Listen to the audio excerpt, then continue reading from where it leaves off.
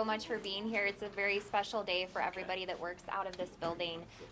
This is a brand new remodeled space with a lot of great amenities for everyone who comes through here. So to kick things off, I'm going to hand it over to Mayor Tim Keller. Well, welcome everyone, and I think most importantly, thank you to all the service providers and the families and the victims' families that are here that make the Family Advocacy Center work. This place has been, it's hard to describe how important this is in families' often worst times. And it comes through in a lot of different ways without going through the whole history of the Family Advocacy Center. But it's something that we want to maintain our commitment to. And it's also something that truly is a partnership between critical service providers, professionals who are civilians, who work for wonderful nonprofits that do this work in our community each and every day. This very difficult work, helping folks with extreme trauma, with loss of family. But also working with APD to make sure that we find justice. And that's why these two locations has always been co-located, essentially, with this shared lobby space. And we've heard over the years a number of sort of improvements that we could do. One was redesigning this particular space. And so that's what we're celebrating here today.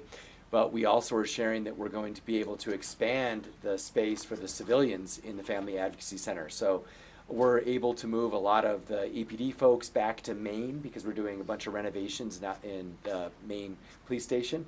And so we're just going to have the core crew that Sane and everyone else works with right here, and then you'll be able to move actually downstairs and take some more space there, which I know has been some feedback that we got from the service providers. I do want to mention too that vision and also kind of making sure that it happens. Our chief of staff cares a lot about these issues, and she is the one who contacted me and said, hey, we just need to get more space and fix this up. So I think she's here. Veronica, give us a little wave. She's in the back. She's our chief of staff. And so Veronica, thanks for your vision on how we can expand with that. So the individuals or the entities that work here, of course, they come in and out, but there are some sort of stable folks that are always here helping. And so I want to thank, of course, SANE, first and foremost, our sexual assault nurse examiners, and the Domestic Violence Resource Center, Children, Youth, and Families, of course, New Mexico Legal Aid, UNM School of Medicine, and UNM School of Medicine Para Los Niños, and also the Rape Crisis Center and the United Way of Central New Mexico. We're going to hear from them. And there's a host of actually other organizations that work in here. Two, I just want to mention, I think other folks would know, but this has been around a while. I want to say 15-ish years, maybe a little longer. And so I do want to credit the original just leadership that put this together. Many of folks who work in the nonprofit side are here with us today, but I know this was here long before I got here and before, well, he's been here like 40 years, so I'm sure, you know, but before he was chief. But for us, we just wanted to make sure that it continues to improve and continues to grow. And also, you know, as a reminder, we lease this building, so I know it can get a little annoying how we work in here because the city actually doesn't own this building. But we have been able to work through that, and so today we're just celebrating the next generation of how we're going to be able to help those in many ways in most need in their most difficult times in our city. And so with more on this, let's hand it over to our Chief of Police, Harold Medina. Thank you, Mayor. You know, I first want to start with saying thank you to the Crusaders who are here today. You know, I think it's important that we recognize when I took over as Chief of Police, we had a very early conversation, Mayor, myself, and the Crusaders, and we recognized, and me and Mayor had to admit, APD can do better. And we looked at our clearance rates from homicides, but I also learned about the impact that violent crime has on families in a way I never had experienced because of the fact that I had this sit-downs. And I saw that the impact on the families is forever, that it never goes away, and that we needed to do better in our victim services, and we hired victim advocates, and everything centers around this location here, and amazing work happening here, whether it's homicide investigations, child abuse investigations. That the work here is some of the most important work that occurs in the city of Albuquerque, and that we had to have a welcoming place for victims to come in, for victims to be able to tell their story, to hear what justice is being done for them. and to see what the resources are. A few weeks ago, we did a press conference similar to this at a location for kids that are going through violent crime and victims of different types of crime. And I think the most important thing is that we have to recognize, how do we get this state to move forward? How do we truly lower crime in the future? And a lot of times it has to do with giving wraparound services to individuals who have been victims of crime, and making sure that we give people the tools and victims the tools they need to succeed after being victimized in so many different ways. And to me, this is the perfect example of community policing and partnerships, when we're able to bring everybody together and make sure that it's not just about prosecuting a case, but it's about getting families the resources they need and the information they need to be able to succeed after being the victims or their family members being victims of crime. So I want to thank everybody who is here today, because this is truly one of the greatest examples of partnerships, how we work together with families during their lowest times, and we make sure that we just don't investigate a crime, that we're there to support families who are going through the worst day of their life. So everybody here today, thank you for all you do to bring us together as one family and make sure that we help families move forward. And there's some amazing things that are occurring here, and I want to thank everybody who's helped us fund the program going forward and the changes that are occurring here today at the FAC. So thank you. And with that, we'll turn it over to Kyle for more specifics.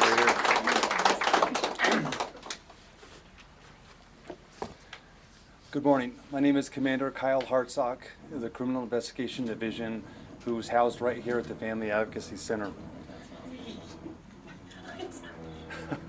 Feeling all right? I'm just kidding. No. Yeah, lunch is after. Yeah, there's construction outside putting a new awning up, of course, right at the same time as the press conference. So today marks a significant milestone, not just for our department, but for every individual who seeks help in a time of crisis. Recently, I myself took a moment, a really important eye-opening moment, to pause in what used to just be a corridor off the elevator into my office. And I sat down in our lobby. Passed through it hundreds of times, never sat in the lobby. And I truly saw and felt an environment through the eyes of those we're sworn to serve. That moment of reflection helped spark a transformative realization. We needed to do more. We needed to do better. And that's precisely what we've done. Before I go further, I do want to acknowledge two exceptional individuals that without whom this project would not have come to completion: Janice Garcia and Terry Horthus. Their dedication, insight, and tireless efforts were crucial in transforming our vision into a reality. Janice and Terry, your commitment to the mission and your hard work have not only made this new lobby possible, but have also set a new standard for how we support our community. Thank you both for your invaluable contributions.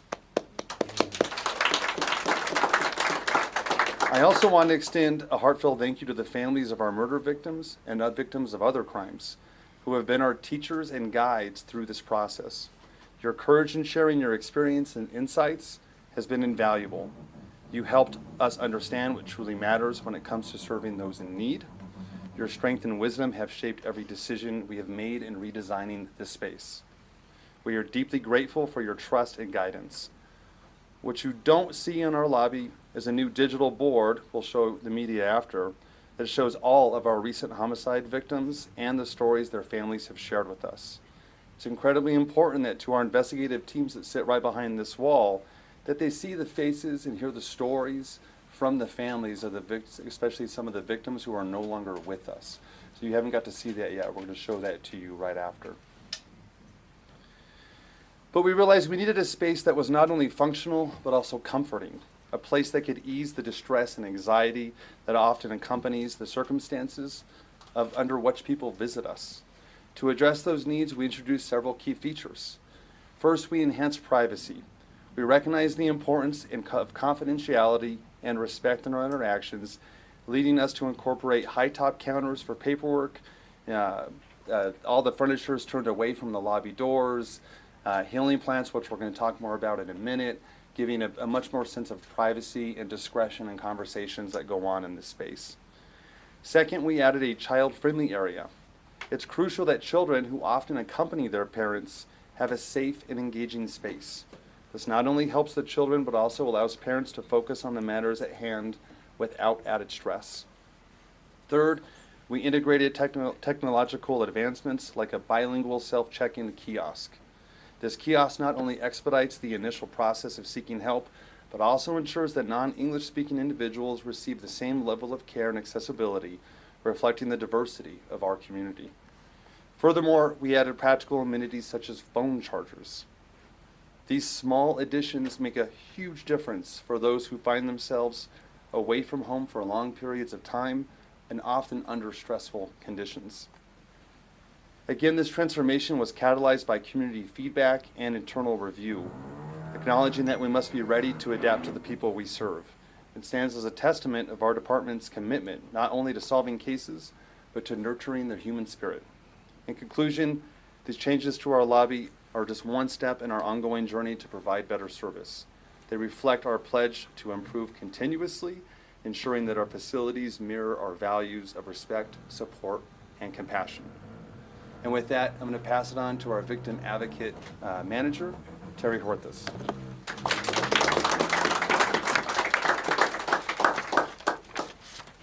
Thank you all for being here today. This space is so special to all of us. It's more than just a waiting area. It's the first place where hundreds of victims are going to come through those doors, and they're going to be seeking resources. They're going to be seeking support and help. So just so glad that we have you all here today to join us in this very special celebration. The unique design of the Family Advocacy Center, with providers on one side and law enforcement on the other, really symbolizes the overall approach to victim care. And I want to thank all of the providers for everything you do for us. Just in this short time, this last week, we were putting food boxes together. We were looking for a car seat, which we found. Just those things make such a big difference to a victim, to a family that needs emergency support right away. I feel privileged to work with law enforcement, both sworn and professional staff here at the Albuquerque Police Department. The Victim Assistance Unit has now become the heart of the Criminal Investigations Division, and I'm so proud and grateful to the members and their dedication, each one of them, and what they bring to our unit. Among the features that I'm personally touched by is the butterfly tree, which is when you arrive and come off the elevators to your right, there's a beautiful exhibit that was inspired by Ryan Saavedra Sr., and it was donated by the New Mexico Crusaders for Justice in 2023. They had it at the state capitol during the 2023 legislative session, and then they brought it here to the Albuquerque Police Department and they donated it to us. When we have meetings with families of homicide, when they're leaving our office, many times they're feeling quite emotional. We can stop and look at the butterfly tree and explain to them the significance behind it and the organization that donated it to us and the inspiration behind it. Another personal touch, or another feature that I'm personally touched by, is the plants that were donated by Dan Humble. Dan is Dan here? Where's Dan? Hey, Dan. Thank you. So Dan has donated these beautiful plants in memory of his sister. And so all of these plants have wonderful healing properties, and just the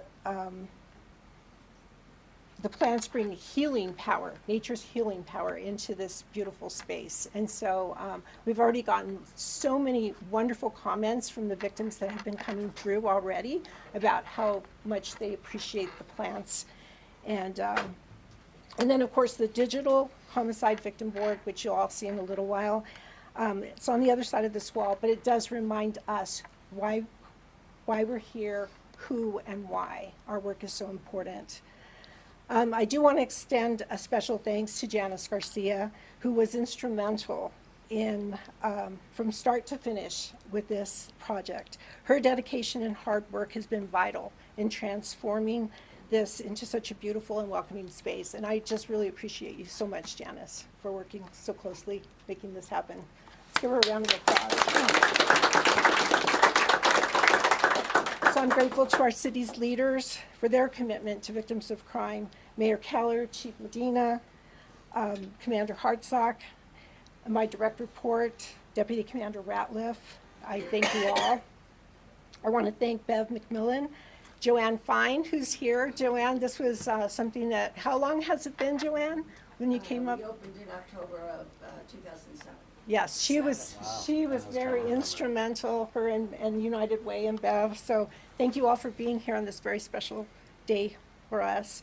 I want to thank everyone from CVRC for your vision, your commitment, for those who we serve. You know what we do. You know what you do, and you know how much I appreciate you. And lastly, I want to express the gratitude to my new friends. These are the folks who have lost the most. People like Sally, Josette, Ryan, Danielle, Dan.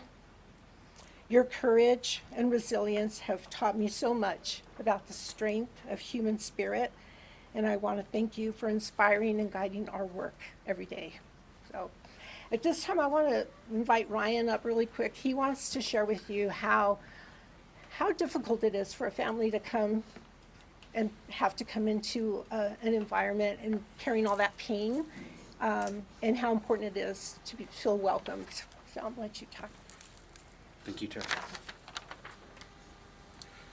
Hi, everyone. My name is Ryan Saavedra Sr. I lost my son, 18 years old.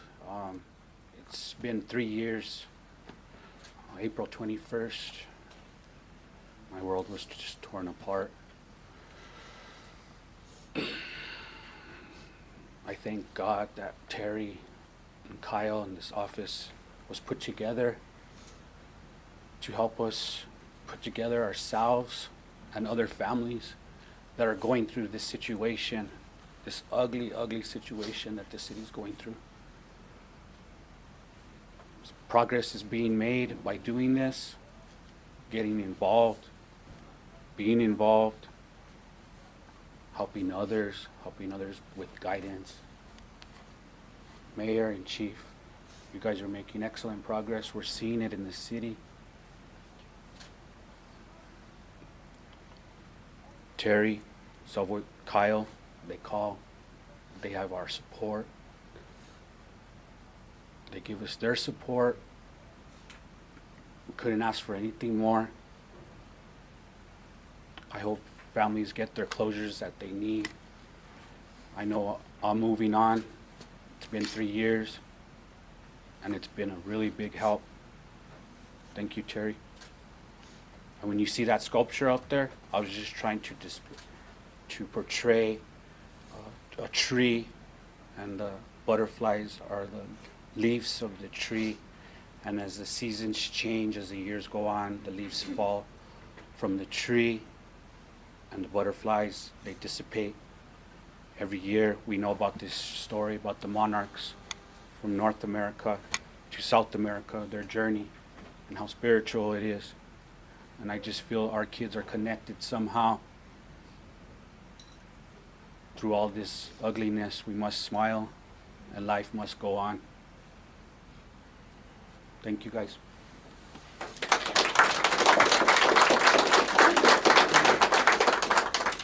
Thank you, Ryan. Next up, we have Bev McMillan, the Family Advocacy Center Coordinator, and Rodney Prunty, the President and CEO of the United Way of North Central New Mexico. Good morning, everyone. October 23, 2007, we began a journey. 14 agencies, partnership with United Way of North Central New Mexico and the city of Albuquerque. We had one kitchen and one bathroom. So imagine, that's 14 families coming together. We have done the work over the last 16 years of partnership. We serve well over 5,600 families, individuals annually, and we would like to honor victims, honor the families, that we're going to continue to fight against interpersonal violence. As we look at the partnership, we want to continue the partnership with the City of Albuquerque and United Way of Central New Mexico. And Chief Medina, thanks for the extra space this morning. I appreciate you. I'm going to turn it over to Rodney Parente, President and CEO of United Way of North Central New Mexico.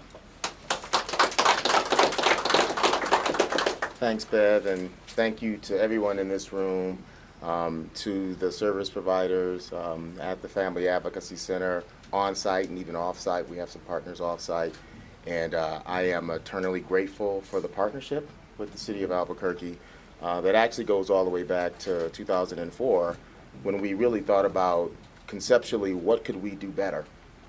Now, how could we be better when it comes to supporting survivors of interpersonal violence? And so we commissioned a study with the Urban Institute, spoke to more than 70 organizations, and it came through loud and clear that one of the most effective ways to address interpersonal violence and those seeking support and refuge from that was to establish a one-stop shop, a center, a hub. And we've seen over the years, certainly a lot of progress has been made, and there's still clearly work to do. But I am, for one, very encouraged and excited about today's beautiful, beautiful event and why we're here. It speaks to the unique resilience and grit that is inherent in Albuquerque. And I am excited about how we will continue to move forward with this partnership. And I stand here before you just to reaffirm the United Way of North Central New Mexico's commitment to supporting survivors of interpersonal violence. So thank you all for the incredible work you do. Thank you all to the families for being here as well, telling your stories, and know that on behalf of the United Way of North Central New Mexico and our community, we appreciate and support all the work that's happening here. So thank you.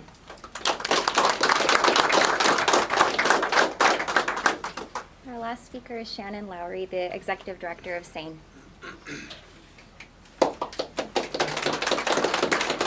Good morning, everyone. I found out I was speaking about 10 minutes ago, so I'm going to be brief.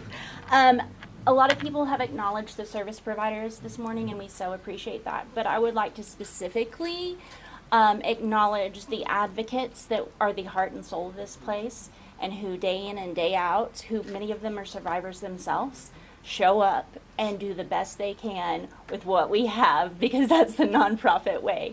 And let me just tell you that we couldn't do what we do without the partnerships that are so amazing in this community. If my y'alls don't give it away, I'm not from here. I'm a recent transplant, and having worked with law enforcement for most of my career in victim advocacy, I was so impressed coming here and seeing the partnership and how much everybody pulls together. You know, victims coming into SANE for whether that's domestic violence or sexual assault, they don't have to report to law enforcement, right? Like, they come in and we offer our services free of charge, and we never push anyone to report, because, you know, we know that justice looks different for everyone, right? But the thing that I think is so important and impactful and speaks so much of the partnerships here is that across the nation, compared to what we have here, the reporting rates that our data shows of how many of our victims is almost double the national average of how many of our victims come in. And I think that's a testament to the relationships that specifically Albuquerque Police Department has built, because I know that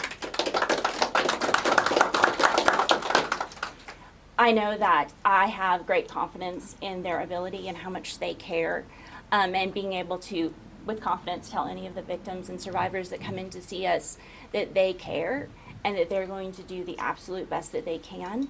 And that goes for every single one of our partnerships, every single service provider here, and the amazing partnerships of CVRC, the United Way, everybody who's been acknowledged here today. Like, I don't know if y'all understand how amazing this is, but this isn't in every community, right? Like, this is very amazing to be able to have one spot where victims can come in and receive services from so many different providers. Because let me tell you, when somebody comes in and they're experiencing trauma and they don't know where to go or what to do, and their brain isn't working right because trauma affects the brain. That is so very important. And lastly, I would like to just acknowledge the victims and survivors that come in here every day, because they are the heart. Well, I said the advocates are the heart and soul, but the victims are the reason why we do this, and we center all of our work around that. Everybody's talking about how much more trauma informed and victim centered the lobby is, and that just goes to show you that every single part of our process here, whether that's our intake forms, whether that's how we speak to victims, how we schedule victims, every single part of that is determined by what we know and the feedback we get from our survivors, because we exist solely to be here in people's darkest hour. And it's an honor to serve our community. We hate that our services are needed, but let me tell you, it's such an honor to be able to serve this community. So thank you so much. I'm going to invite Commander Hartsock back up. We have 2 special gifts we'd like to give to 2 people that are here today. Probably have Chief Medina and Mayor Keller hand those out, and I'll let Kyle explain those. So two specific people we've talked about today who've physically contributed to the new remodel. One of them is Ryan Sabedra Sr., who you just heard from with his art installation out here. And what we come on up, Ryan. I want to present to you a plaque that's honoring sweaty palm, sorry. you. Sweaty palm, sorry. I'm so And nervous. Oh my will you God, join my us? son on there. Let's get your wife up here too to join you. Yeah. My wife. Look at that. Beautiful. Thank you guys. And what you don't know is we also have a plaque installed right by the exhibit honoring your son and your work Oh my God. permanently in the lobby. Will permanently be. So that's for you to keep, and there's a permanent one out here forever. Okay? Come here. We don't shake hands with moms. Second, Dan, will you come on up? Dan Humbles. Thank you, sir. Dan. Thank you, Chief. You guys already heard about it, but Dan lost his sister actually 6 years ago this week. This is actually the anniversary of the loss of his sister. And you can tell even by this photo, her connection with nature and the one that her brother shares as well. The amount of thought that went into just adding plants to the lobby, I didn't even know it existed until I met this man and heard about his expertise in it. So we are honored that you actually work for the city and are able to provide this to us. But a plaque with her name and photo right there is also going to be hung here permanently in the lobby forever, talking about her and your contribution to this safe space. So thank you, Dan. Thank you.